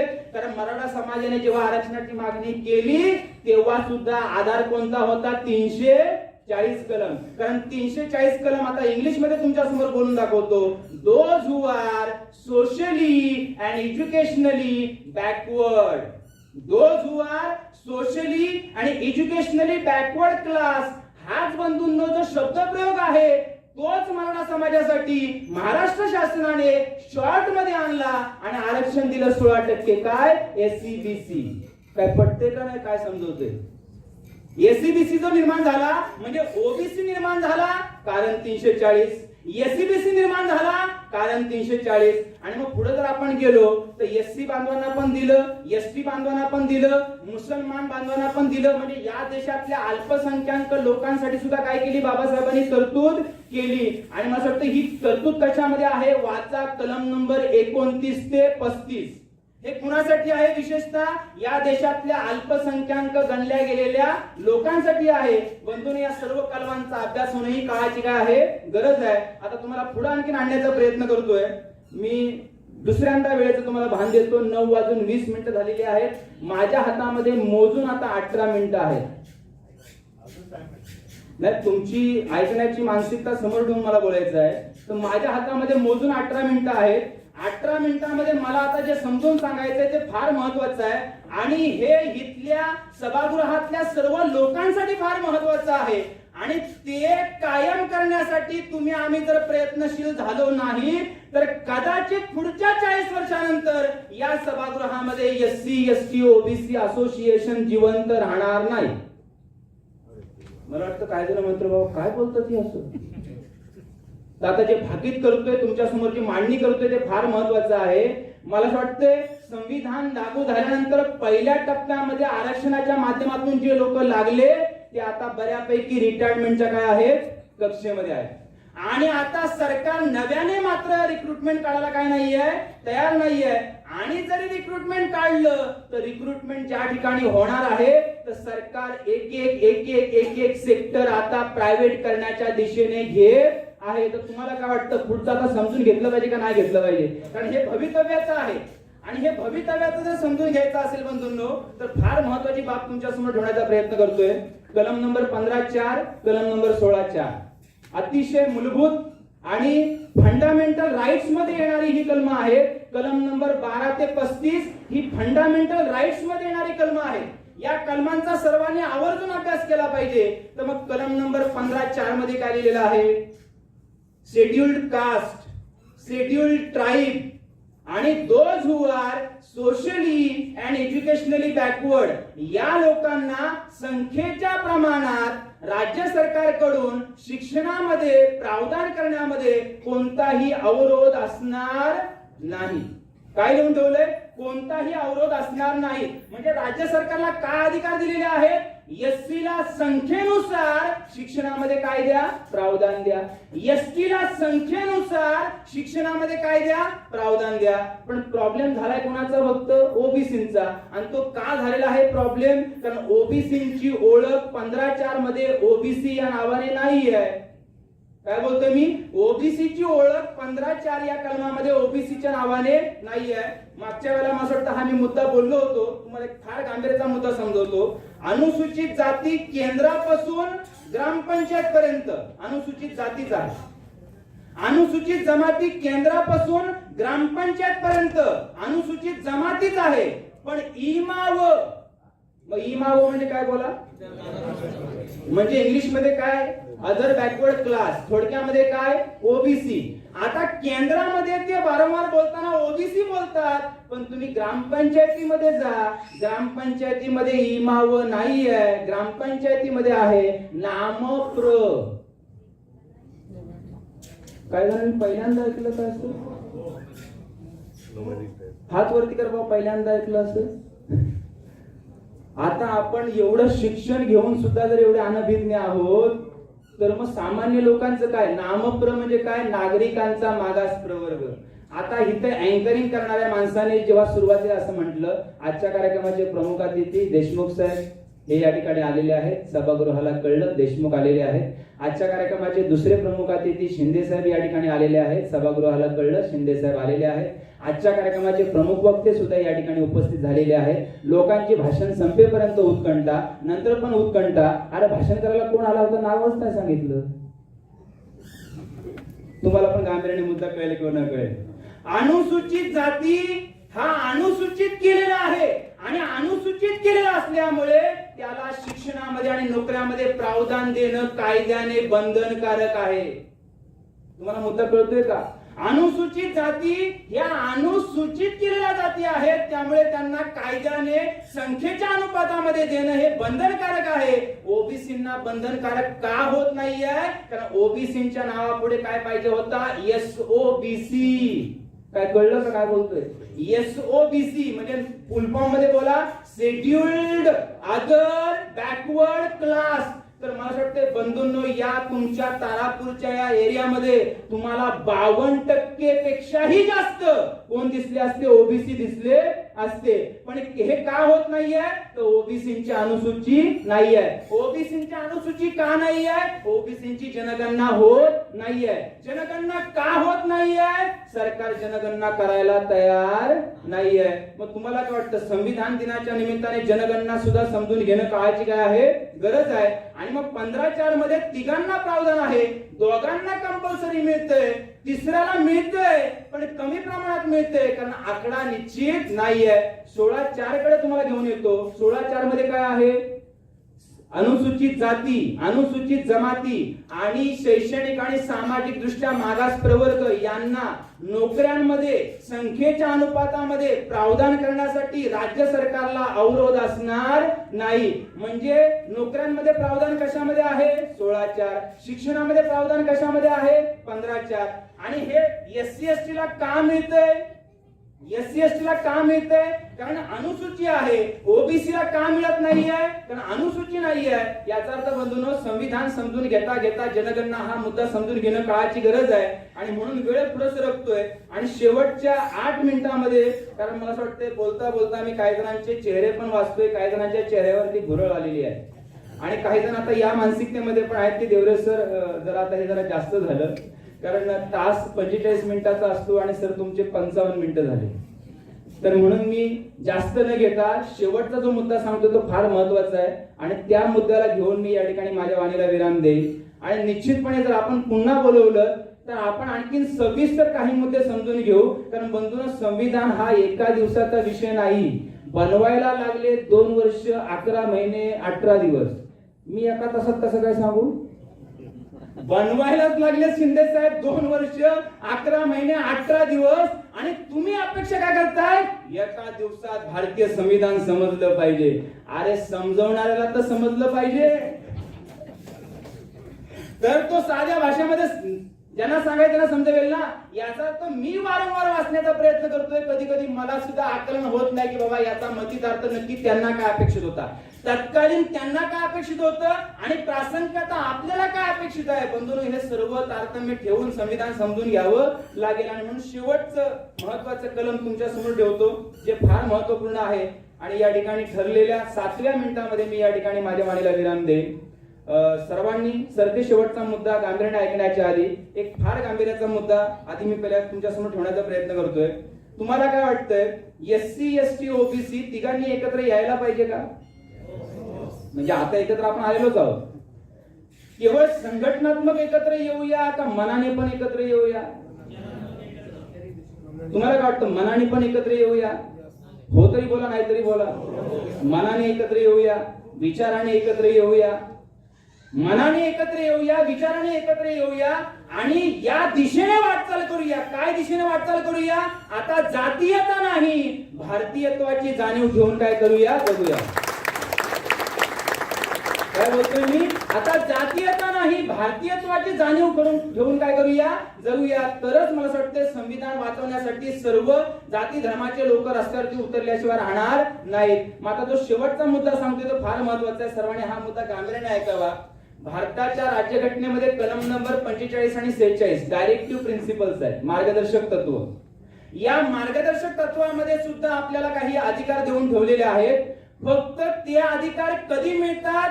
राष्ट्रपतींनी कायदा बनवून अंमलमध्ये आणलं तरच बनतात, नाही तर ते फक्त मार्गदर्शक तत्वच आहे. तुम्हाला कळते मी काय बोलतोय ते? मार्गदर्शक तत्व ही फक्त मार्गदर्शक तत्वच आहे, पण ती कायदा बनवून अंमलमध्ये जर आणली तरच ती आपल्यासाठी काय आहे, हितकारक आहे. मग फक्त एकच मुद्दा सांगायचा आहे जो फार महत्वाचा आहे, आणि मला वाटतं त्या पद्धतीने जर काम झालं ना तर आपल्या भारतातला शिक्षणाचा प्रश्न समूळ नष्ट झाल्याशिवाय राहणार नाही. काय लिहून ठेवले डायरेक्टिव्ह प्रिन्सिपल्स मध्ये? राष्ट्रपतींना अधिकार देण्यात येतात की, वाचा हा मी जे बोलतोय ते, राष्ट्रपतींना अधिकार देण्यात येतात की संविधान लागू होण्याच्या पहिल्या दशकापासून, मग पहिलं दशक म्हणजे सांगा 1950 ते 1960, दशक म्हणजे कळते ना 10 वर्षाचा कालावधी. पहिल्या दशकामध्ये कायदा बनवून पहिली ते 8वीचं शिक्षण काय करावं, मोफत करावं. कधी करायला पाहिजे होतं? 1950 ते 1960. काय करायला पाहिजे होतं? फ्री आणि काय कंपल्सरी. आता फ्री आणि कंपल्सरी म्हणजे काय? तर फ्री आणि कंपल्सरी मधला फ्री हा शब्द सांगतो. मला असं वाटतं मी जेव्हा शाळेमध्ये होतो, शिंदे सर तुम्ही शाळेमध्ये असाल, देशमुख साहेब तुम्ही शाळेमध्ये असाल, तेव्हा पाठ्यपुस्तकं 8वी पर्यंत मोफत मिळत नव्हती. आता मात्र 8वी पर्यंत मोफत मिळतात. बरोबर बोलतो का चूक बोलतो? आणि पाठ्यपुस्तकं मोफत मिळत नव्हती म्हणून काय जणांना शिक्षणच घेता येत नव्हतं, कारण पुस्तकच नव्हती, वह्याच नव्हत्या. तुम्हाला मुद्दा कळतो का काय बोलतोय? आता मात्र पुस्तकं मोफत मिळतात. म्हणजे बाबासाहेबांनी काय सांगितलं होतं? कायदा बनवा, आणि कायदा बनवून मोफत आणि सक्तीचं शिक्षण द्या. मग आता मोफत म्हणजे काय तुम्हाला कळलं, सक्तीचं म्हणजे तुम्हाला सांगतो. पूर्वी पोरं मास्तर आले का लांबनं चावल घ्यायचे, मास्तर आलेले, आणि पोरं पूर्वीची एवढी भयानक होते, मास्तर आला का धूम ठोकली का माळ्यावरती टोपल्या जाऊन काय झाला, लपला. पण त्यावेळेचे मास्तर पण लय खतरनाक होते. 4 दणकट पोरांना घेणार, आणि मास्तरला नेमकं माहिती असायचं की हा कुठं लपलेला आहे. तिथं जाणार, टोपल्यातनं काढणार, बदलवणार, आणि बदलवता समजा आई वडील आले तर आई वडील पण काय बोलणार, आणि मग तेव्हा कुटकून जे 4थी पास झाले ना ते हेडमास्टर झाले. आणि हेडमास्टर झाल्यानंतर जेव्हा तो मास्तर जेव्हा भेटला ना तर पायाला चरण स्पर्श केला आणि काय बोलले, तुम्ही मारलं म्हणून मी मास्तर झालो. आता मला सभागृहाला खंताने सांगावंसं वाटतंय, हल्लीच्या पालकाने काय पवित्रा घेतलाय, मी माझ्या पोराला एवढं वर्ष होईपर्यंत एक बोट पण नाही लावलं, कोण आहे तो मास्तर जरा समोर आणा. काय सांगायचंय ते? कुठल्या दिशेने चाललेलो आहोत आपण? अरे शिक्षक म्हणजे दुसरा पालक समजा, मारलं तर मारू द्या. याचा तर मी याचं पण समर्थन करणार नाही की शिक्षकांनी कसं पण मारावं, पण मला वाटतंय पालकांनी हा घेतलेला पवित्रा शिक्षकांना सुरक्षेचा पवित्रा घेण्यासाठी मजबूर करून गेलेला आहे. मी काय बोलतोय तुम्हाला कळतं का नाही काय माहिती, मला काय सांगायचंय. आपण घेतलेला पवित्रा शिक्षकांना सुरक्षेचा पवित्रा घेण्यासाठी प्रवृत्त करून गेलेला आहे. आणि मग शिक्षक काय बोलतात, शिकलं काय नाही शिकलं काय, दर महिन्याला पगार मिळतोय ना. याचा अर्थ बंधूंनो कुठल्या दिशेने चाललोय. शिक्षण जर समूळ नष्ट झालं तर मी सुरुवात पण शिक्षणानेच केली होती, मी समापन पण शिक्षणानेच करतोय. जर असं झालं तर चिंतन करणारी पिढी या देशामध्ये निर्माण होणार नाही. आणि चिंतन करणारी पिढी जर निर्माण झाली नाही तर एक तुम्हाला सिद्धांत सांगतो, तो सिद्धांत फार महत्वाचा आहे. शिक्षणातून येते बुद्धी, बुद्धीमधून येते सत्सत विवेक बुद्धी, सत्सत विवेक बुद्धीमधून येते विवेक बुद्धी, विवेक बुद्धीमधून येतं चिंतन, चिंतनातून येतं मनन, आणि चिंतन मननातून येते निष्कर्ष काढण्याची क्षमता. आणि निष्कर्ष काढणारे लोक समाजाचं नेतृत्व करतात. आणि नेतृत्व जर समाजाला मिळालं तर समाज गुलामीतून काय होतो, बाहेर येतो. आम्ही गुलामीतून का बाहेर आलो, नेतृत्व मिळालं. डॉक्टर भीमराव रामजी आंबेडकर. याचा अर्थ बंधूंनो हे सर्व गांभीर्याने घेणं गरजेचं आहे. आपल्याला जे मिळालेलं आहे हे संविधानामुळे मिळालेलं आहे. आणि हे शिक्षण हे आपलं मूलभूत काय आहे, फंडामेंटल बेस आहे. हे नष्ट होणार नाही यासाठी तुम्ही आम्ही सर्वांनी काळजी घेणं, काळजी काय आहे, गरज आहे. या कार्यक्रमाच्या निमित्ताने मला आपण या ठिकाणी बोलवलं, बोलून या ठिकाणी बोलण्याची संधी उपलब्ध करून दिलीत, आणि एवढे वेळ तुम्ही मला या ठिकाणी शांतपणाने ऐकलं त्याबद्दल शेवटचे 2 शब्द बोलतो आणि थांबतो. तुमचा आभार मानणार नाही का? आभारामधला आ बाजूला काढा आणि बोला काय राहते. ज्यांना ज्यांना असं वाटतंय की या 3 संघटनांनी कार्यक्रमांचा घेतलेला भार हा समाजाच्या हिताचा आहे, तर या संघटनांच्या खांद्याला खांदा लावायला या. कारण हा एकट्या दुकट्याचा कार्यक्रम नाहीये, हा सर्वांचा कार्यक्रम आहे. मी तुमचं धन्यवादही मानणार नाही मला बोलवलं म्हणून, कारण धन्यवादामधला धन्य बाजूला काढा आणि बोला काय राहतो. आता वाद नको SC ST मध्ये, काय पाहिजे? संवाद पाहिजे. आता वाद नको ST ST मध्ये, संवाद पाहिजे.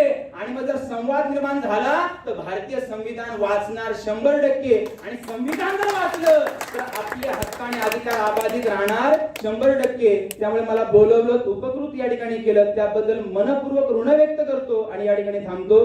जय जिजाऊ, जय शिवराय, जय संविधान, जय भीम, जय भारत.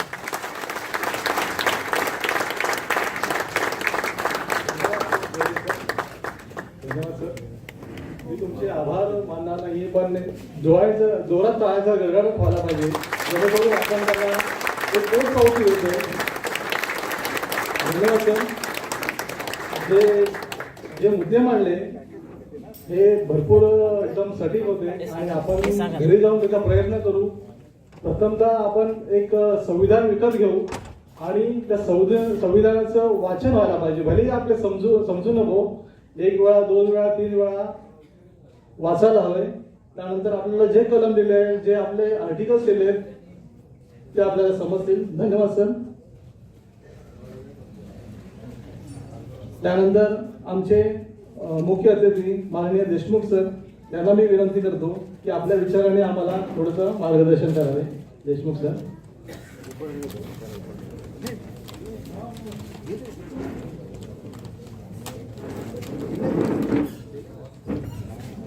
सगळ्यांना माझा नमस्कार. आदरणीय श्री शिंदेजी, देवरे सर, जाधवजी, निशा, SC ST association, OBC association युनियनचे मेंबर्स, बंधू आणि भगिनी, खरं म्हटलं तर जे विचार आज देवरे साहेबांनी व्यक्त केले आणि ज्या ब्रॉड वेमध्ये त्यांनी संविधानच्या बद्दल सांगितलं, त्याच्यानंतर मी काही आपलं मत संविधानबद्दल ठेवायचं म्हणजे जे म्हणतात ना की सूरज के सामने दिए जैसी बात हो जाएगी. मी बरेचदा देवरे सर असं वाचलं होतं की भारतीय संविधानला बरेचदा म्हणतात की एक क्रांतिकारी संविधान आहे. आणि असं विवेचना करताना असं म्हटलं गेलं होतं की it's a vision for future and मला कधी कळत नव्हतं की what does it mean. It's a vision of future and reflection of future. तर मला असं वाटायचं की का असं म्हटलं जातं, कारण कधी जसं तुम्ही सांगितलं इतका मी कधी अभ्यास केला नाही संविधानाचा, पण जेव्हा तुम्ही वेगळे कलम सांगितले आणि सांगितलं की त्याच्यात असं प्रावधान आहे की आजचे नेता काही करून आपल्या उपयोगासाठी त्याच्यात चेंजेस करू नाही शकत, तर तेव्हा मला वाटतं की आणि खरं अर्थात तेव्हा समजतं की डॉक्टर भीमराव आंबेडकर किती विजनरी होते. तसं बऱ्याच लोकांनी सांगितलं खूप उपाधी होत्या त्यांच्याजवळ, उपाधी बऱ्याच लोकांच्या जवळ असते, पण एक विजन असणं आणि त्याच्यानंतर समाजासाठी काही करणं ही वेगळी गोष्ट आहे. आणि ते विजन आणि ते कर्तव्य आंबेडकर साहेबांनी दाखवले. मी जास्त वेळ घेणार नाही, पण सगळ्यांना आवाहन करेल की जसं देवरे सरांनी म्हटलं की संविधानाला वाचा आणि कमीत कमी 5 लोकांना तुम्ही एज्युकेट करा. आणि मला वाटतं की हे देवरेसाठी साहेबांसाठी नाही, हे आपली सच्ची श्रद्धांजली राहील भीमराव आंबेडकर साहेबांसाठी. मी खूप आभारी आहे आजच्या प्रोग्रामसाठी. तुम्ही मला इथे इन्व्हाइट केलं आणि इतकं छान मला कॉन्स्टिट्यूशनच्या बद्दल विचार माहीत झाले आणि मी पण प्रयत्न करेल की वाचायचा प्रयत्न करेल. वाचणं एक सिंपल आहे, पण त्याच्यामध्ये जे विचार आल्यानंतर त्याला एनालिसिस करणं हे कठीण काम आहे. आणि जसं देवरे साहेबांनी म्हटलं की मला वाटतं त्यांनी खूप गहन अध्ययन केलं आहे, त्याच्यानंतर त्यांना हे कळत आहे की याचा अर्थ काय आहे. तर मी त्यांनाही खूप खूप धन्यवाद देतो की त्यांनी आपला वेळ काढून इथे आले आणि आम्हाला सगळ्यांना कॉन्स्टिट्यूशनच्या बद्दल इतकं सगळं सांगितलं. Once again thank you very much all of.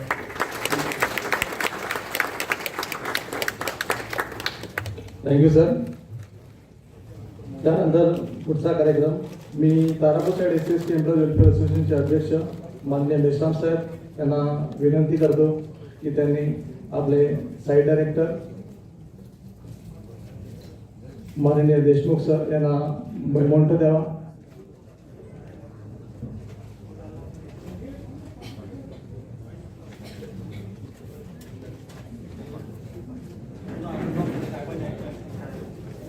Deshmukh साहेबांना विनंती करतो की त्यांनी मंचाच्या मध्यभागी यावं आणि तारापूर साईड SC एम्प्लॉईजचे पदाधिकारी त्यांना मोमेंटो देतील.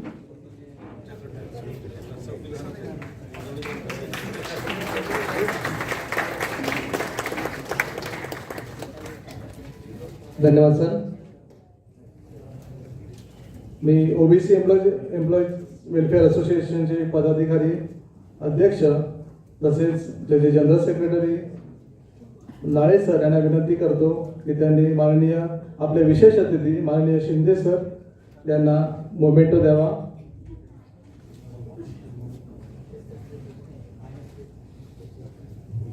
शिंदे सर.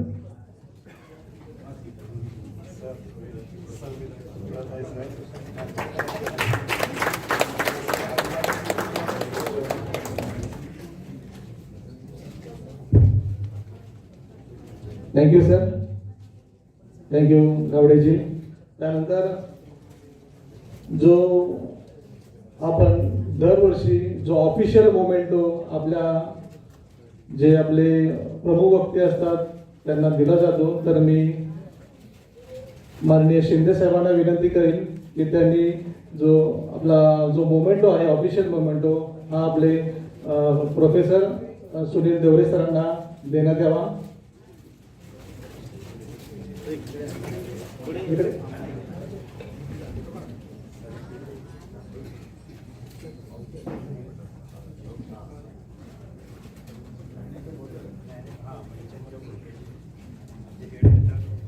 काय व्हायला पाहिजे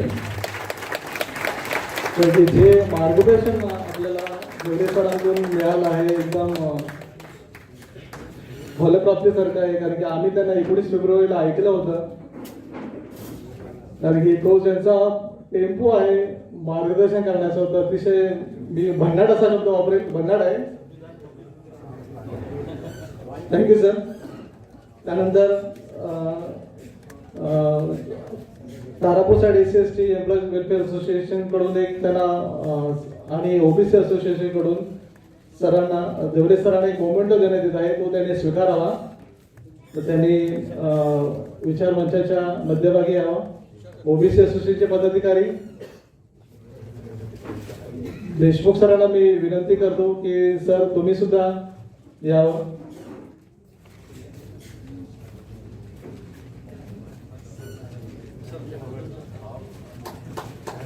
शिंदे सरांना विनंती करतो तर तुम्ही पण या.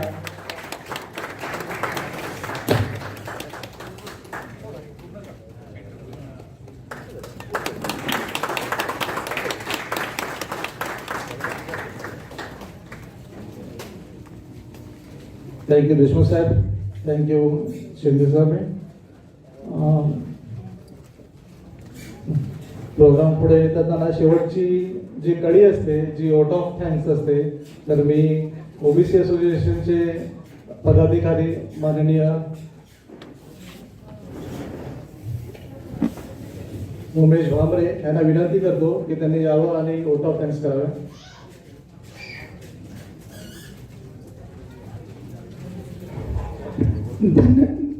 धन्यवाद प्रवीण साहेब.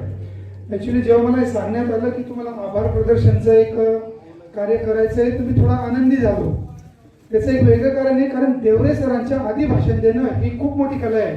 कारण त्यातल्या ते कुठला शब्द पकडतील आणि त्याची फोड करून आपल्याला काय माहिती देतील, तर एक खूप मोठी कला आहे ती. त्यामुळे तरी मला एक थोडा डाऊट आलाच की मी आभार प्रदर्शन सरांनी त्याची फोड सांगितली, आभार. त्यानंतर मी धन्यवाद सरांनी त्याचीही फोड सांगितली. की धन्यवाद. मग मी विचारात पडलो की आता बोलायचं काय. तर सरांच्याच वाक्यात मी एक शब्द घेतलाय ऋणी. तर सर धन्यवाद, तुम्ही मला शब्द सांगितल्याबद्दल. आम्ही इथं जेवढे बसलोय सगळे ऋणी आहेत. सर आपल्या भाषणाच्या आधी आम्ही येतो, एक स्क्रिप्ट लिहून आणतो, काही बोलतो, सगळे असे ऐकतात, एक स्क्रिप्टेड प्रोग्राम असतात. पण जेव्हा तुम्ही एंट्री करतात हातात एकही कागद नसतो, त्यानंतर जो सुनामी चालू होतो, शब्दांचा सुनामी, तो कधीही थांबत नाही. आणि मला तरी असं वाटतं हा 1 तास 1.25 तास लोकांची अशी इच्छा आहे ऐकतच राहावं, ऐकतच राहावं. कारण तुमच्या एवढं संविधानाचं महत्व अजूनपर्यंत ऍटलिस्ट इथं तरी कोणी सांगितलं नाहीये. धन्यवाद सर. मी आमचे chief guest Shri Deshmukh sir, site director TMS site, यांचे आभार मानतो. Special guest Shinde head HR sir, यांचे आभार मानतो. आणि ऑलरेडी मी यांचे आभार मानले. Chief speaker Shri Sunil Deore sir. अजून मी 2 व्यक्तींचे इथं आभार मानतो. Tarapur SC/ST association president Shri Meshram sir आणि OBC असोसिएशनचे प्रेसिडेंट श्री संतोष गावडे सर. इतका सुंदर व इतका छान प्रोग्राम या लोकांनी घडवून आणला आणि त्यांचे कार्यकर्ते यांच्यासाठी एकदा टाळ्या वाजवा. कारण मला तरी असं वाटतं घरात जर 2-3 भाऊ जसे SC भाऊ, ST भाऊ आणि OBC भाऊ, ज्या घरामध्ये 3 भाऊ एकत्र काम करतात ते घर डेफिनेटली प्रगतीच करणार. तर मी हे आश्वासन देतो सर देवरे सरांना की हे भाऊ असेच प्रगती करत राहतील. कारण यांचे जे वडील आहेत, जे मोठे व्यक्ती आहेत, देशमुख सर आणि शिंदे सर. सर मी काही गोष्ट मागणार आहे म्हणून मी तुमच्यापर्यंत येतोय सर.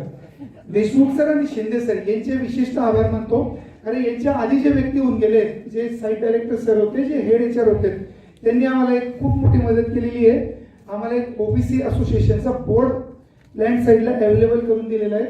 तर सर तुमच्याकडनं थोड्या अपेक्षा वाढत आहेत, कारण भाऊ आता वाढत आहेत, तर अपेक्षा पण वाढणार आहेत.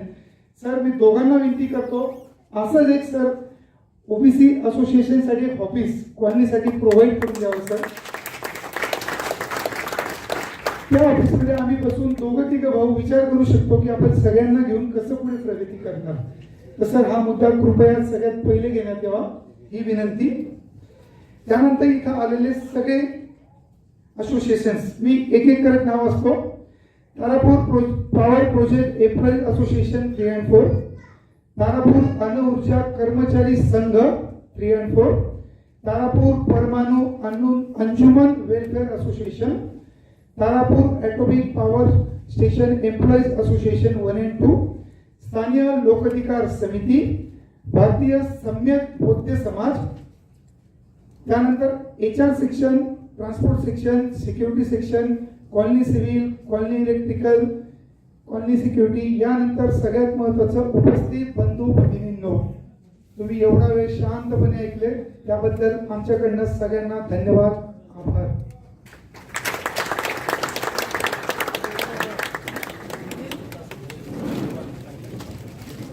धन्यवाद बाबरेजी.